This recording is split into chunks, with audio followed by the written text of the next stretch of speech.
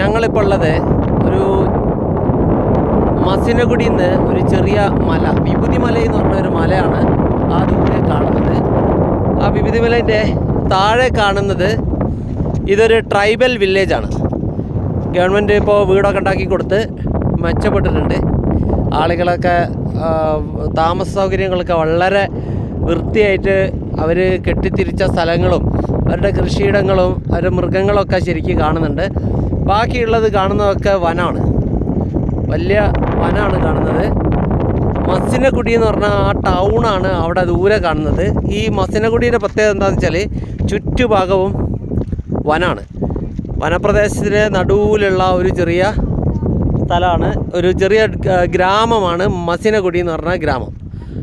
ഒരു ടൗൺ തന്നെ, അത്യാവശ്യം വലിപ്പമുണ്ട്, പക്ഷേ ചുറ്റുഭാഗവും വനാണ്. അത് അവിടെയൊക്കെ ധാരാളം മൃഗങ്ങളൊക്കെ ഇങ്ങനെ നടന്നു പോകുന്നുണ്ട്. വിശാലമായ അത്ഭുത ലോകം. ഇതൊരു ഹിന്ദി നടൻ നിർമ്മിതി കഴിപ്പിച്ച ഒരു ക്ഷേത്രമാണ്.